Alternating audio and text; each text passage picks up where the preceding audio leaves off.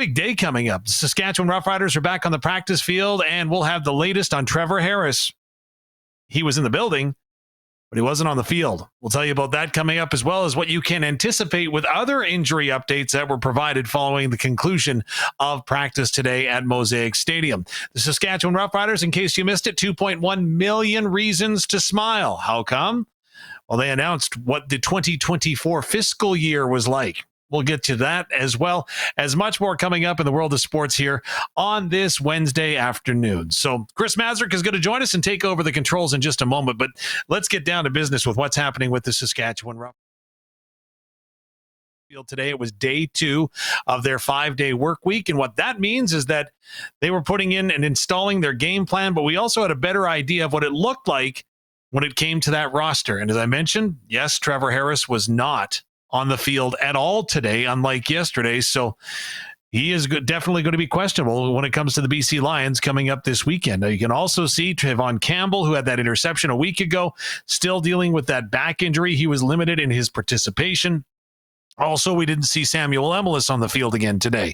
Keyshawn Johnson was back, and I think probably the most uplifting story today was the fact that Shawn Bane Jr., who we've seen working his tail off on the side of the field day in and day out, grinding to get back into the lineup after sustaining that late season knee injury a year ago.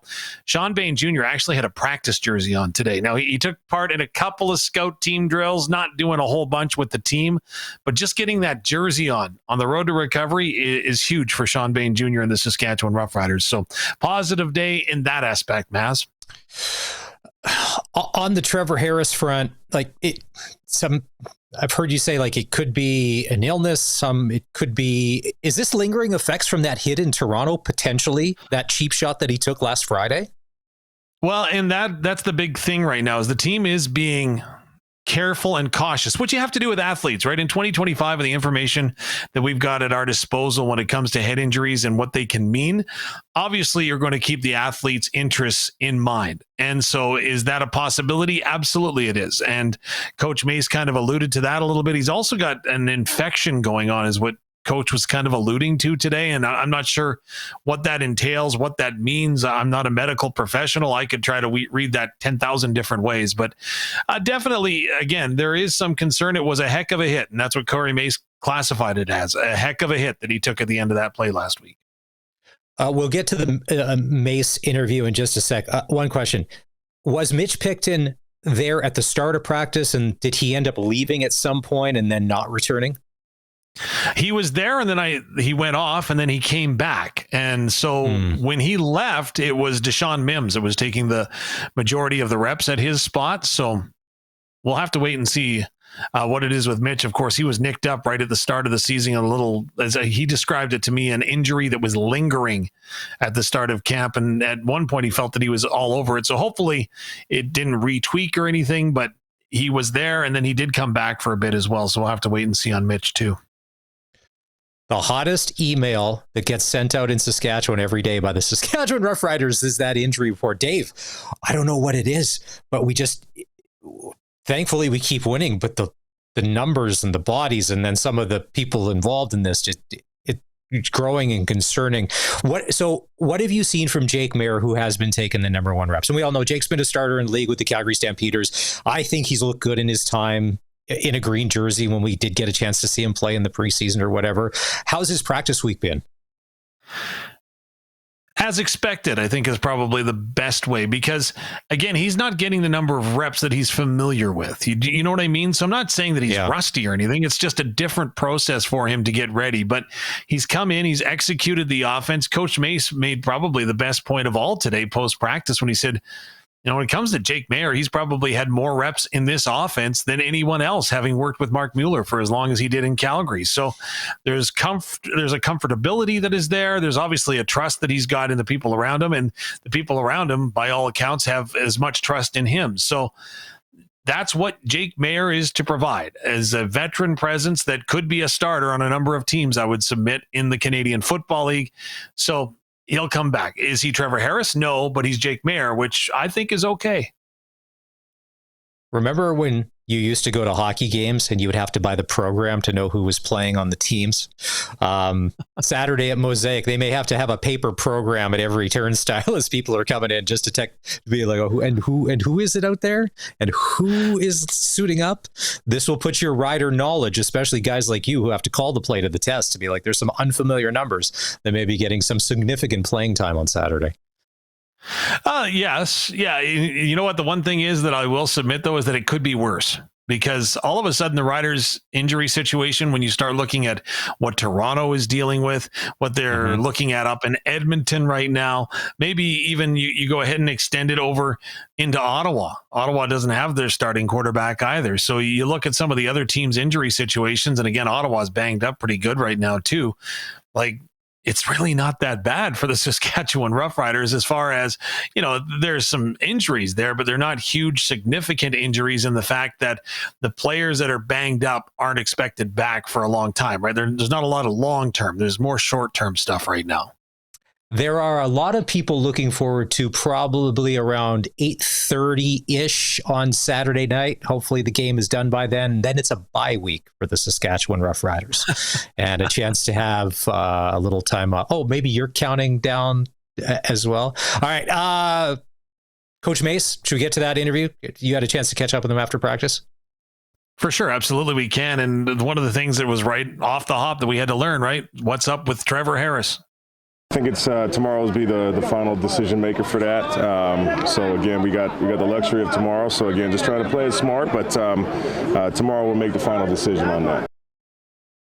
Now, Dave, do you honestly think if he does come in on that final day, and it's Trevor Harris, it's not like this guy needs to know, but is in the CFL, is one day of practice enough to be ready for the game? Depends who you are. You said it right there. If you're Trevor Harris, I think you can come in and go, 2-3 days without practice and maybe even just attend the walkthrough and still be good to go if you say that you're good to go and feel good to go. Okay. All right. I wonder we can just keep trucking here with everything else that Mace had to say after practice today. We went and asked then what you had mentioned, right? Is this a concussion related to the hit that he took in Toronto? Yeah, I mean, it was a big hit, so, we did keep eyes to that, you know what I mean, and protecting the players. It's kind of just what we're about here in that situation. But also, too, he's, like I said, he is dealing with some kind of infection. I don't know. But for this standpoint, yeah, we're being careful from the hit to the head. So there you go, right? So it could even be a sinus infection for all that I know, right? Could be an ear infection. I know that people in my family get ear infections every time that we fly. So I don't know. But again, he wasn't on the practice field, which meant that Jake Maier was taking the number one team reps once again. And we just wanted to know the coach's assessment of what he looked like in camp. Yeah, man, just getting comfortable. Repetitions obviously will solidify belief. You know what I mean? So now getting a full day, full couple days now, being the one back there, I think only more reps will help him. But certainly, man, he's Jake Maier. That's why you bring him in there, and we've got nothing but confidence in the kid. So that allowed me to add, what are the two things that Coach Mace says when he brings up injuries? Number one, every football coach says, next man up, right? Mm-hmm. The other thing is that next man up has to meet the standard that they have set, right? And that's the expectation going in. So I asked Coach, do you need to change anything in order for Jake to be able to meet that standard when it comes to what your offense looks like with Jake Maier at the controls as opposed to Trevor Harris? No, I don't think so. I mean, arguably, Jake's had more reps in this offense than Trevor. So there's not. We are who we are, and we got to go execute regardless of who's back there. So the task at hand on Saturday is going to be the British Columbia Lions, and you look at the numbers, and I would submit that you look when you've got the number 2 offense in terms of yards. You look at the defense, which ranks in the top 5 in terms of yardage. Like, this is a pretty good team that's 1-2 coming in, and again, there was a bit of a rivalry that was created last year between these two teams, thanks to the Riders hosting that West semifinals. So Coach Mace already putting in a defensive game plan for what he expects from the BC Lions offense. They got some hogs out there. They got some big boys out there. But, and it's a scheme and quarterback making the proper reads, getting the ball out quick can help an offensive line as well. But, at some point, depending on the situation in the game, quarterbacks are going to have to stand back there. So it's our job from a defensive line standpoint to be disruptive. That's all we're asking. The sacks will come. Be disruptive because you could affect the play without getting a sack. So who's going to be Dave. disruptive? Yeah. Well, to that point is with BC, talk about injury. Is it going to be Nathan Rourke? Jeremiah Masoli? They were splitting number one reps. Nobody knows. I think a lot of us in Rider Nation know who we'd like to face.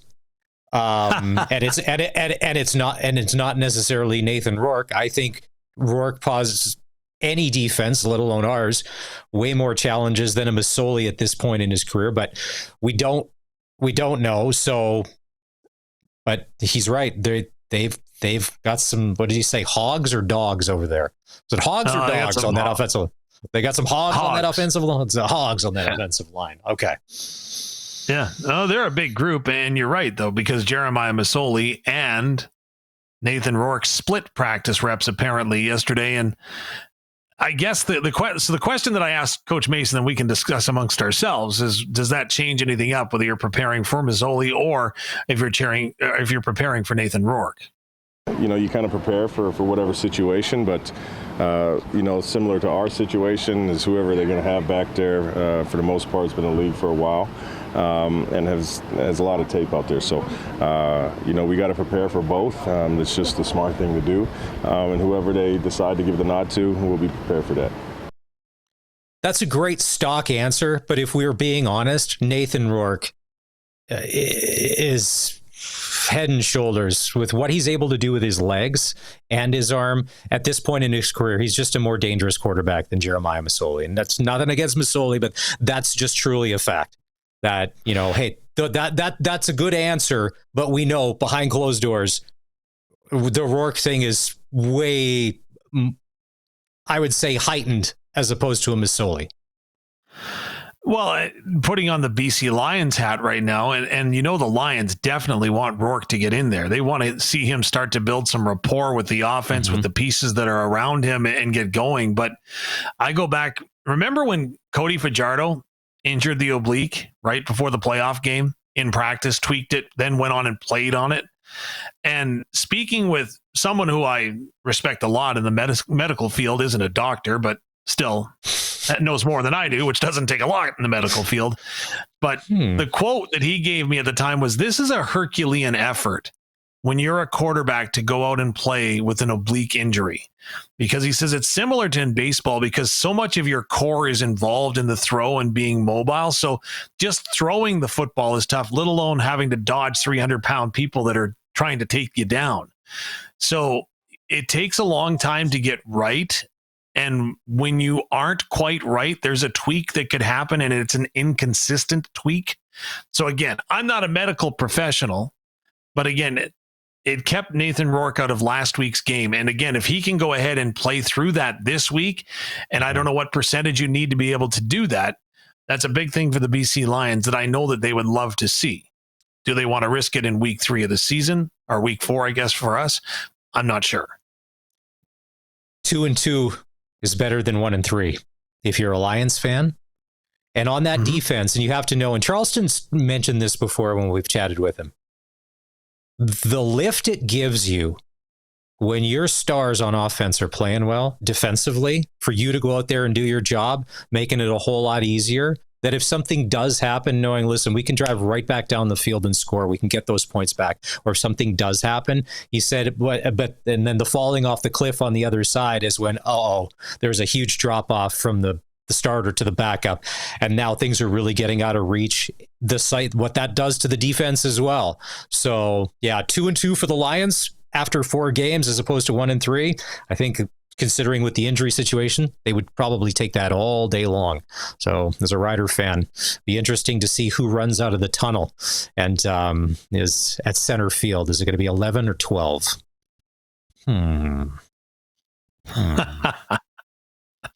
You counting on the kickoff again or what? I think Mazzoli wears 11 and Rourke wears jersey number 12. But yeah, they had him dressed last week. I'm like, if Mazzoli gets hurt, is Rourke going in? Like, or was that just for show? I think it was for show. I think we got duped on that one. I think it was for show. You think there's gamesmanship? There perhaps is. But you know what? The key word I think you just mentioned in the last 2 minutes that we haven't really talked about is run. And if I'm one person right now that is really excited when it comes to run, it's AJ Ouellette, right? Had a great game again, back-to-back weeks in Toronto and Hamilton, I would submit. And if the Riders' run game can get going, number one, you control the clock. Number two, you set up your passing game. And that's clearly what you could see in the last 2 weeks when the Riders had established a run game, thanks in part to their offensive line, who have been playing sensational, even though the Edmonton Elks statistically were better last week. You got to give a lot of credit to that run game for setting up the pass game. So I'll take 10 seconds on this. Everything the Elks did last week to pump up their stats, including those points and the fake yards, was in the fourth quarter when the game was out of touch. And Montreal had every starter possible already headed back to the airport.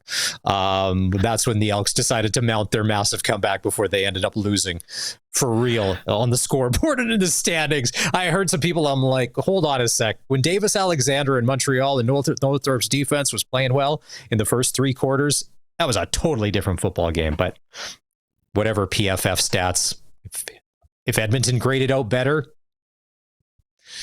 don't believe everything you read on the internet, Dave. Is that the grain of salt that we're talking about? All right. Let's see here. We got a busy show today. In just a couple of minutes, Shaq Evans, former Saskatchewan Roughrider receiver, is going to join us. I loved him as a rider. It's too bad he got bit by the injury bug, but when he was on, he was good.